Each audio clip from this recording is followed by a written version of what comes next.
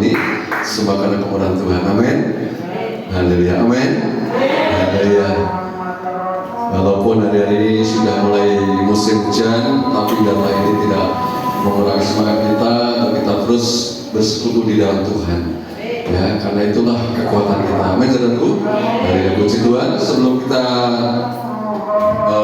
sama-sama menikmati kejawen kudus, kita akan siapkan hati kita tentunya lebih dahulu untuk kita bisa menerima dan firman Tuhan, supaya firman Tuhan bisa memberkati kita semuanya. Saudara, saya berterima kasih Tuhan. Haleluya. Kita akan buka kitab kita di dalam suratan 2 Korintus pasal yang ke-13. 2 Korintus pasal yang ke-13 ayat yang ke-4 dan ke-5.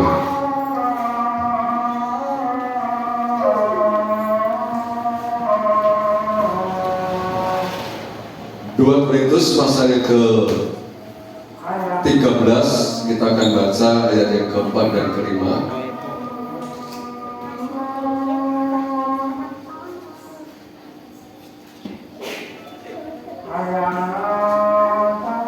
Sudah ketemu? Ya, jika sudah ketemu kita akan baca bersama-sama dua ayat ini, Bapak Ibu Saudara. 2 Korintus 13 ayat yang ke-4 dan ke-5. 2, 3. Karena sekalipun ia telah disalibkan oleh karena kelemahan, namun ia hidup karena kuasa Allah. Memang kami adalah lemah di dalam Dia, tetapi kami akan hidup bersama-sama dengan Dia untuk kamu karena kuasa Allah. Ujilah dirimu sendiri, apakah kamu tetap tegak di dalam iman? Sendirilah dirimu, apakah kamu tidak yakin akan dirimu bahwa Kristus ada di dalam diri kamu? Sebab jika tidak demikian, kamu tidak akan uji. Amin. Tuhan memberkati. Nah, Bapak Ibu Saudara, kali ini saya akan memberikan sebuah tema renungan firman Tuhan mengenai lemah tetapi kuat. Ya, lemah tetapi kuat. Nah, mungkin kita merenung Bapak Ibu Saudara, lemah kok kuat itu pripun? Ya, kalau namanya lemah ya lemah. Kalau kuat ya kuat. Ya, tetapi kenapa ya saya memberikan tema lemah tetapi kuat Bapak Saudara? Ini maksudnya apa kira-kira Bapak Saudara? Nah, oleh karena itu mari kita akan belajar bersama-sama dari tema renungan firman Tuhan saat ini, lemah tetapi kuat. Apa yang dimaksud lemah dan kemudian apa yang dimaksud dengan kuat di sini Bapak Saudara? Nah, Bapak Saudara kasih Tuhan, kita harus sadari bahwa kita manusia itu terdiri dari dua apa ya namanya? Ya, kita ini ada yang namanya manusia jasmani, kemudian juga ada yang namanya manusia rohani. Nah, manusia jasmani yaitu kita terdiri dari tubuh ini maksudnya. Dan ini banyak sekali yang namanya kelemahan. Ini contohnya fisik kita maksudnya. Ya bisa sakit, bisa apa? Ya bisa kesel, bisa sampai maksudnya. Kemudian yang menyangkut dengan psikis kita juga sering menghadap Tuhan ya, kita bisa tersinggung mungkin ya, bisa marah ya, bisa sedih, bisa senang, bisa minder dan lain sebagainya macam ini yang berkaitan dengan fisik kita ya.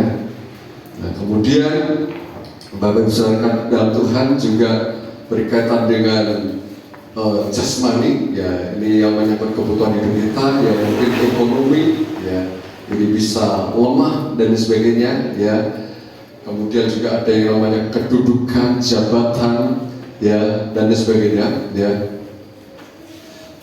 Kita mungkin bukan orang yang memiliki kedudukan yang tinggi atau punya jabatan yang tinggi ya, kadang-kadang kita bisa menjadi minder dan sebagainya maksudnya. Ini menyangkut kelemahan-kelemahan yang bersifat berkaitan dengan jasmani kita ya.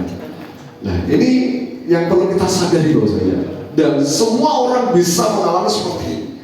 Nah, Oleh karena itu kita perlu belajar di sini supaya kita tidak terkalahkan dengan yang namanya kelemahan-kelemahan yang berhubungan dengan kondisi fisik kita. Amin, saudaraku. Ya, ini yang disebut dengan lemah tadi. Nah, kemudian yang kuat itu ada berkaitan dengan manusia rohani kita. Amin, saudaraku. Manusia rohani kita. Nah, ini yang perlu kita juga pelajari, ya. Sebab ini adalah menyangkut hubungan kita dengan Tuhan, ya, menyangkut masa depan kita yang sesungguhnya, ya. Ketika rohani kita melemah, ini berbahaya, betul. Ya, kita dalam situasi kondisi yang sedang berbahaya.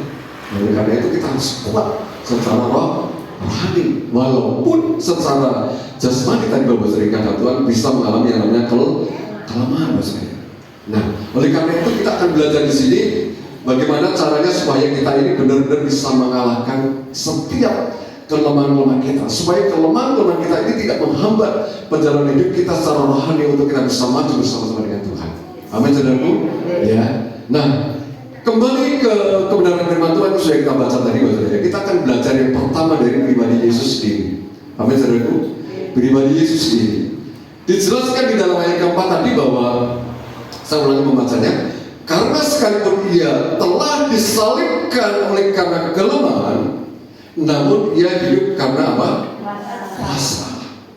Ya, ini kita perhatikan. Ya, sekalipun dia telah disalibkan oleh karena kelemahan, namun ia hidup karena kuasa Allah.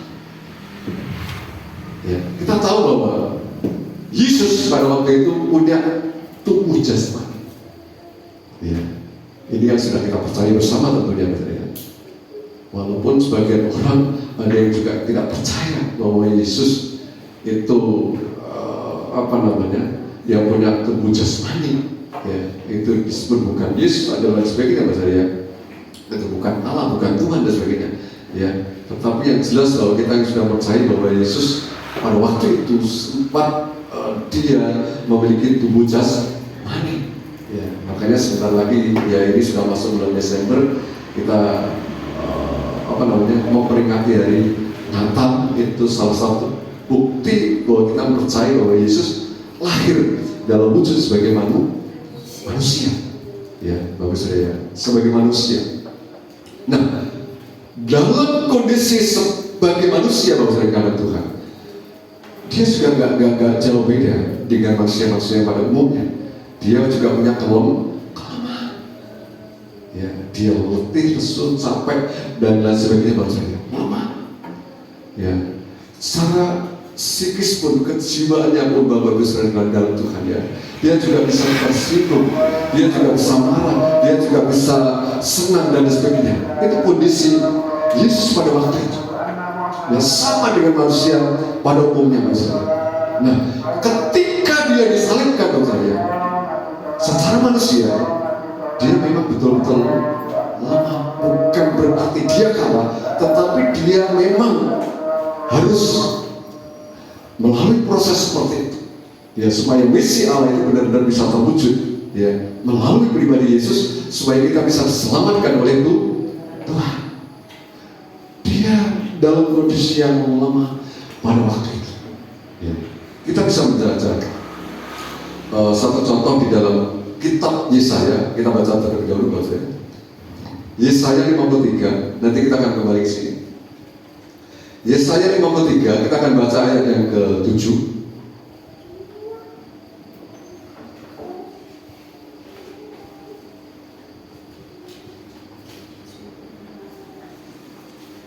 Jika ada yang sedang menemukan, bisa kita tolong membacakannya.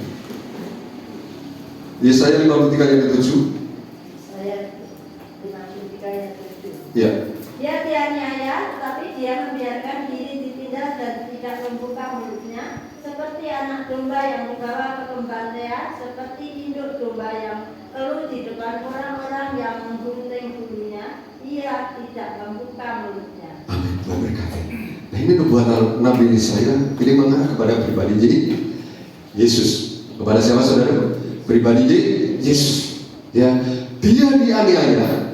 Tetapi apa? Dia membiarkan diri ditindas. Dia menyerahkan secara total.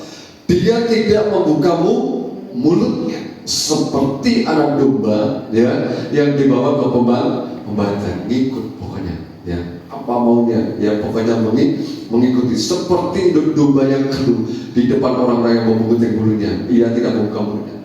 Dia merasa tidak berdaya. Bukan berarti dia dia tidak bisa melawan itu semuanya, bukan saudara, tetapi dia memang menyerahkan seluruhnya. Dia secara fisik, secara psikis dia lemah pada waktu itu saudara. Mengalah Bapak saudara karena Tuhan ya. Dia tidak membantah. Dia walaupun dihina, dicerca, dipukul, ditendang, disiksa sedemikian rupa, diejek dan lain sebagainya Bapak saudara, dia tidak membalas sama sekali. Ya, tetapi kita melihat di sini bahwa melalui apa yang dialami Yesus, melalui apa yang dilakukan oleh Yesus pada waktu itu, kalau kita melihat tadi di dalam suratan 2 Korintus tadi pasal yang ke-13 ayat yang ke-4 di bawah, ya, dia apa? Kembali, coba kita lihat lagi 2 Korintus pasal yang ke-13 ayat yang ke-4. Sekalipun dia disalahkan karena kelemahan, namun ia baik hidup karena kuasa. Dia dibangkitkan, dia bisa mengalahkan maut, dia bisa menang, dia memiliki kuasa Allah. Amin saudaraku. Ya. Jadi kelemahan-kelemahan tadi Bapak sering katakan dalam Tuhan itu tidak sebanding dengan apa yang terjadi di dalam diri pribadi Yesus yang sempurna. Bahwa di balik itu semuanya ada kekuatan yang luar biasa yang sanggup untuk menyelamatkan seluruh umat manusia. Amin saudara. Ini yang harus kita lakukan. Jadi ketika dia dalam kondisi yang lemah, bukan berarti dia kalah, tetapi itulah yang harus dilalui, yang harus dialaminya, dengan tujuan supaya setiap umat manusia benar-benar memperoleh keselamatan. Sebagaimana apa yang kita alami saat ini, kita rasakan saat ini juga salah satu wujud bukti bahwa Tuhan menyelamatkan kita. Amin saudaraku. Amin. Ya. Jadi kita melihat di sini Yesus walaupun lemah secara fisik, tetapi dia memiliki kekuatan secara rohani. Ya. Dia dibangkitkan dengan kuasa. Amin saudaraku. Ya. Supaya kita benar-benar bisa mengalami hidup bersama-sama dengan Tuhan. Ya. Nah, selanjutnya contoh yang kedua adalah pribadi Rasul Paulus sendiri. Di bagian B di situ dituliskan, memang kami adalah lemah di dalam Dia. Ini Rasul Paulus. Tetapi kami akan hidup apa? Bersama-sama dengan Dia. Ya. Untuk kamu karena kuasaan Allah. Rasul Paulus Bapak terdengar dalam Tuhan ya. Dia juga mengalami yang namanya kelemahan secara fisik.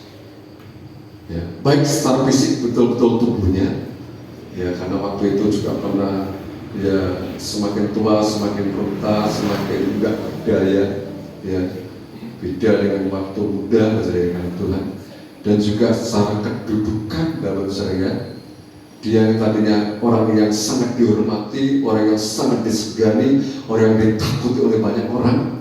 Dia adalah pakar ahli Taurat, Bapak saudara Tuhan. Dan ketika dia menjadi pengikut Yesus, ya, di mata umum Bapak saudara, dia harganya turun, nilainya tuh dia tidak dihargai, dia tidak dihormati, dia tidak mendapatkan ujian lagi. Ya. Jadi secara fisik lemah, secara psikis pun dia harus mengalami seperti itu, hina, cerca dan sebagainya, penekanan semua. Itu dialami oleh Rasul Paulus. Diri lemah secara manusia jasmani, tidak dihargai lagi, tidak dihormati lagi oleh dunia. Tetapi kita bisa melihat di sini apa yang dikatakan tadi, bahwa dia hidup bersama-sama dengan Allah. Tetapi kami hidup bersama-sama dengan Tuhan. Ada nilai yang lebih. Walaupun secara jasmani nilainya nol, mungkin bahkan di bawah rata-rata, tetapi secara rohani dia memiliki nilai yang sangat tinggi. Amin saudara. Karena dia bersama-sama dengan Tuhan. Ini yang perlu kita lakukan, saudara. Ini yang bisa kita ambil contoh. Ya. Jadi walaupun dia lemah, baik pribadi Yesus maupun Rasul Paulus, tetapi Tuhan Yesus kuat, Rasul Paulus juga kuat. Amin, saudaraku. Dan ini yang perlu juga kita ambil teladan, yang bisa kita contoh. Ya. Nah, oleh karena itu aplikasinya bagi kita, bagi saya dan saudara, setiap kita punya yang namanya kelemahan masing-masing. Ya, punya kelemahan masing-masing. Ya, saya tidak bisa menyampaikan secara detail Bapak Saudara kelemahan kita masing-masing apa, tetapi kita tahu sendiri kondisi kelemahan kita apa, kelemahan kita di mana. Bapak Saudara, mungkin di fisik kita, di tubuh kita, Bapak Saudara, yang mungkin gampang sakit dan sebagainya, ya mungkin secara ekonomi kita mulai kekurangan dan sebagainya, Bapak Saudara, secara kedudukan jabatan kita tidak mulai memiliki jabatan yang tinggi, Bapak Saudara. Kita sudah tidak menjadi orang yang terhormat di pemandangan mata dunia dan sebagainya, Bapak Saudara.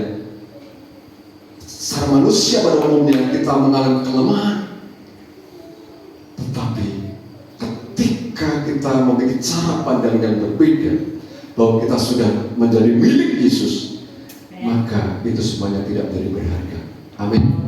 Yang jauh berharga adalah bahwa kita memiliki kekuatan di dalam Tuhan. Amin, saudaraku. Ya, ini yang perlu kita lakukan. Jadi setiap kelemahan-kelemahan kita ini jangan membuat kita menjadi lemah, menjadi kendor, menjadi patah semangat, menjadi tidak bergairah.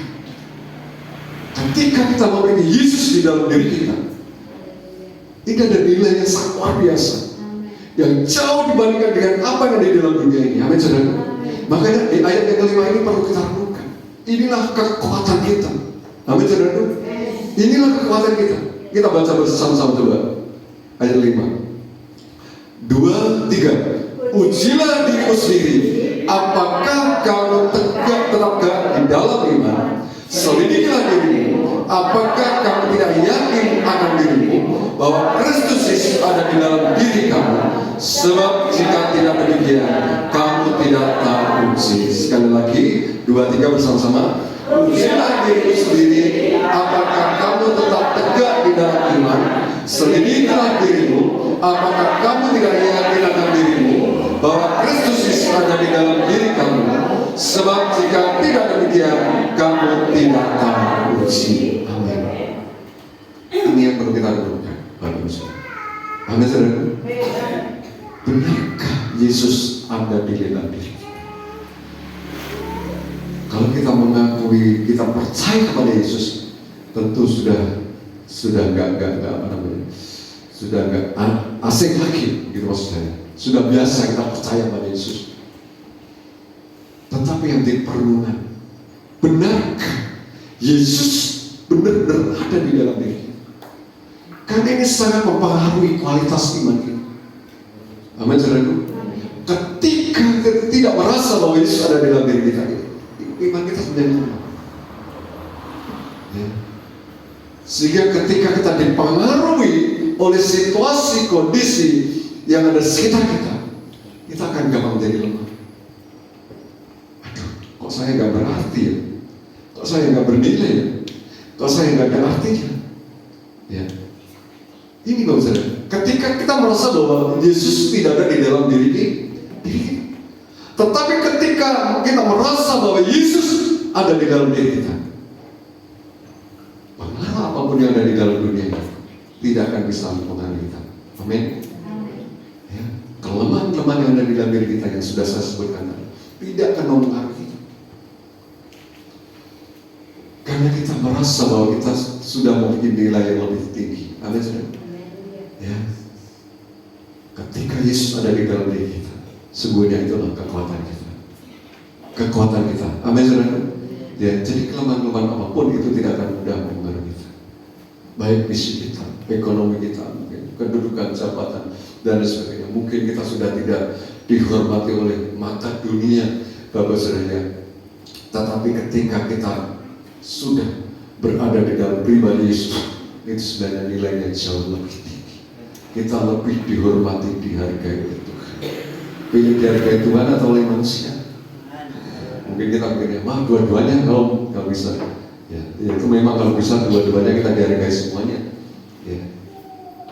Tetapi kalau kita harus memilih, harus lebih dihargai oleh Tuhan. Amin saudara. Kita harus bisa diterima oleh Tuhan, walaupun mungkin kita ditolak oleh manusia. Ya, kita tidak menjadi masalah. Tetapi kalau kita sudah ditolak oleh Tuhan, ini akan menjadi sesuatu yang menjadi masalah besar atas diri kita. Nah, oleh karena itu mari Bapak Saudara Tuhan, ya kita akan belajar di sini. Apa yang menjadi kelemahan kita? Ini jangan mempengaruhi kita. Untuk kita terus maju bersama-sama dengan Tuhan. Ya, kita akan terus belajar bagaimana supaya kita bisa mengerti bahwa sebenarnya di dalam diri kita itu ada pribadi Yesus yang sanggup memberikan kekuatan di dalam diri kita, ya, yang sanggup membawa hidup kita ini menjadi pribadi-pribadi yang bernilai bagi segala Tuhan. Ya, kelemahan-kelemahan kita jangan mempengaruhi kita. Ya, ada satu tokoh, ya mungkin saudara sudah pernah mendengar atau melihat, yang namanya Nick Vujicic, sudah lihat. Itu seorang yang fisiknya mengalami cacat, ya baik dia tidak punya tangan, kedua lengannya ada, kakinya juga sangat kecil sekali, ya. Tetapi dia tidak dia tidak menyerah dengan kondisi seperti itu. Ya, dia sempat kecewa juga dengan Tuhan pada waktu itu. Kenapa Tuhan, kok saya diciptakan seperti ini? Tetapi dia tidak hanyut dengan kekecewaan. Kemudian dia bangkit, dia mengubah paradigma mengenai kehidupan ini. Ya, bahwa dia bisa bersyukur kepada Tuhan dengan kondisi yang ada pada dirinya. Kemudian dia terus bangkit, dia melatih dirinya. Ya, dia melakukan segala sesuatu yang sebagaimana biasa orang normal lakukan, fisiknya yang normal lakukan buat saya. Ya, kemudian dia terus berlatih, bahkan dia bisa melebihi orang yang normal. Dia bisa nyetir mobil, dia bisa berenang, dia bisa olahraga dan sebagainya, banyak hal yang dikerjakan. Ya, bahkan dia menjadi penginjil, menjadi motivator, bisa menjadi penulis dan sebagainya. Itu dilakukan, ya, karena dia menyadari bahwa kelemahannya itu tidak menghalangi dia, kekurangannya itu tidak menghalangi dia untuk dia bisa menikmati sesuatu yang indah di dalam Tuhan. Amin. Dia merasa bahwa di dalam diri ada pribadi Tuhan yang sanggup menopang dia, yang sanggup memberikan kekuatan di dalam hidup. Dan inilah yang juga perlu kita renungkan bersama-sama bagi saya, untuk kita bisa bangkit bersama-sama dengan Tuhan. Amin. Kita bangkit bersama-sama dengan Tuhan. Setiap kelemahan-kelemahan kita ini jangan mempengaruhi kita. Ya, sebabnya yang perlu kita renungkan adalah di ayat yang kelima tadi. Kita harus menguji setiap saat. Ya, apakah kita tetap tegak di dalam iman? Ya, apakah bahwa Yesus itu benar-benar ada di dalam diri? Ya. Ketika itu kita imani, ketika itu kita rasakan bahwa Tuhan ada di dalam diri kita, baru saudara, maka kita akan menjadi pribadi-pribadi yang kuat. Amin saudara. Walaupun secara manusia jasmani kita mengalami kelemahan, tetapi secara manusia rohani kita memiliki kekuatan di dalam Tuhan. Amin saudara. Nah, oleh karena itu, itulah di mana tema tadi Bapak Ibu saudara Tuhan. Ya, lemah tetapi kita kuat. Ya, asalkan kita sungguh-sungguh menyadari bahwa di dalam pribadi kita itu ada Tuhan yang berkuasa, yang berdaulat atas hidup kita, yang memimpin atas hidup kita, yang menguasai atas hidup kita. Amin saudara. Tetapi ketika kita tidak merasa ada pribadi Tuhan, ya kita akan menjadi pribadi yang lemah. Kita akan dikalahkan oleh kondisi dunia ini. Dunia bergejolak, dunia banyak hal yang terjadi. Ya, kita akan terseret olehnya, kita akan terpengaruh olehnya, sehingga ketika kita tidak mampu, kita akan menjadi bulan-bulanan bagi dunia ini. Kita akan hancur oleh dunia. Tetapi kalau kita merasa bahwa di dalam diri kita ini ada pribadi Tuhan, walaupun dunia bergejolak seperti apa, kita tidak akan terkalahkan. Amin. Karena kita memiliki nilai yang jauh lebih tinggi. Kita memiliki nilai yang jauh lebih berharga, yaitu pribadi Tuhan. Amin, saudaraku. Jadi setiap kelemahan-kelemahan kita, saya tegaskan kembali, ini jangan sampai menjadi penghalang atas hidup kita untuk kita bisa maju bersama-sama dengan Tuhan. Jangan sampai menjadi penghambat atas hidup kita untuk kita bisa maju bersama-sama dengan Tuhan. Kita jangan mudah terpengaruh, kita jangan sampai terkalahkan oleh situasi kondisi yang terlihat dengan mata jasmani. Kita sadari bahwa pribadi Tuhan ada di dalam diri kita. Amin. Itu yang jauh lebih tinggi nilainya, yang sanggup untuk mengubahkan sikap hidup kita, untuk kita menjadi pribadi-pribadi yang berharga di hadapan Tuhan. Amin, saudaraku. Ya, sehingga walaupun di mata dunia kita tidak ada artinya, tetapi di mata Tuhan kita memiliki nilai yang sangat luar biasa, sehingga kita menjadi orang-orang yang kuat di dalam Tuhan. Amin, saudaraku. Puji Tuhan, ini sedikit renungan memang Tuhan saat ini biarlah memberkati kita semuanya. Amin, firman Tuhan. Tuhan memberkati. Saya sudah berdiri. Mari kita kembali datang kepada Tuhan. Kita akan siapkan sebagai wanita untuk kita bisa menikmati Tuhan dulu saja.